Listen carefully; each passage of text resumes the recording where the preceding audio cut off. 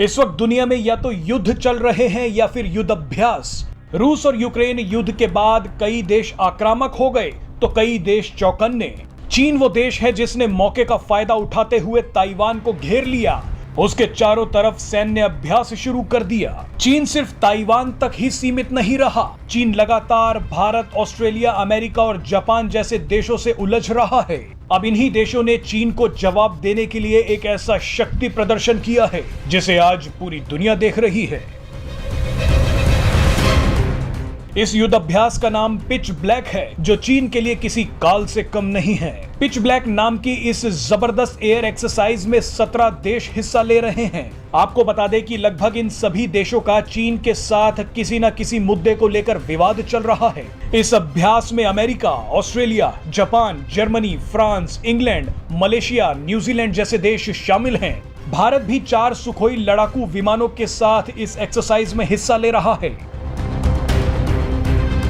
आपको बता दें कि इस एक्सरसाइज में अमेरिका, ऑस्ट्रेलिया और जापान F-35 लड़ाकू विमान लेकर पहुंचे हैं। इन्हें दुनिया का सबसे आधुनिक लड़ाकू विमान माना जाता है। फ्रांस अपने राफेल लड़ाकू विमान के साथ आया है, तो जर्मनी ने यूरोफाइटर टाइफून को इस अभ्यास में उतारा है। भारत इस अभ्यास में दूसरी बार हिस्सा ले रहा है। इस वीडियो में आपको बताएंगे कि पिच ब्लैक एयर एक्सरसाइज में हिस्सा लेकर भारत ने किस तरह से चीन को एक तगड़ा झटका दिया है।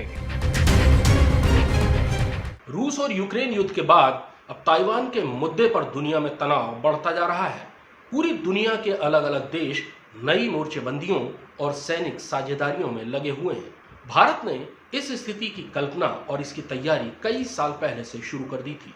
भारत और अमेरिका के बीच होने वाले साझा नौसैनिक अभ्यास मलाबार को और बढ़ाया गया और इसमें जापान और ऑस्ट्रेलिया भी शामिल हुए। 2017 में भारत, अमेरिका, जापान और ऑस्ट्रेलिया ने मिलकर क्वाड्रिलेटरल अलायंस यानी क्वाड बनाया।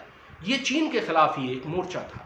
लगातार सैनिक साझा अभ्यासों के जरिए एक दूसरे के साथ सैनिक कार्रवाइयों को करने का अभ्यास किया गया। 19 अगस्त से ऑस्ट्रेलिया में एक ऐसी ही एयर एक्सरसाइज शुरू हो गई है। पिच ब्लैक नाम की इस एक्सरसाइज में 17 देश शामिल हैं और इसमें लगभग सभी वो देश हैं जो चीन से परेशान हैं। दरअसल ऐसे साझा सैनिक अभ्यासों के जरिए एक दूसरे के हथियारों, उपकरणों और संचार तंत्र के साथ काम करने का अभ्यास किया जाता है।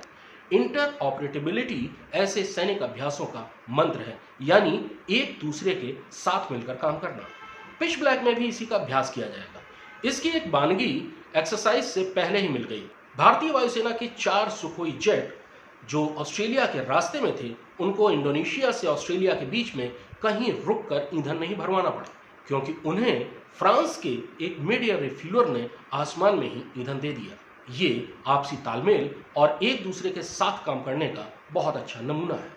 भविष्य में ऐसे युद्ध हो सकते हैं या ऐसी सैनिक कार्रवाइयां हो सकती हैं जिसमें एक देश के एयरक्राफ्ट कैरियर से दूसरे देश का कोई फाइटर जेट उड़े, सैनिक कार्रवाई करे और फिर किसी तीसरे देश के एयरक्राफ्ट कैरियर पर लैंड करे। किसी एक देश की सैटेलाइट से होने वाले कम्युनिकेशन और आंकड़े को दूसरा देश उसी वक्त सुने, देखे और इस्तेमाल करे। दरअसल जब चीन जैसे विस्तारवादी देश का सामना करना हो तो अलग अलग देशों को मिलकर साथ आना पड़ेगा। लोकतांत्रिक देशों को साथ मिलकर सैनिक कार्रवाइयों का अभ्यास करना ही पड़ेगा और भारत इस समय यही कर रहा है।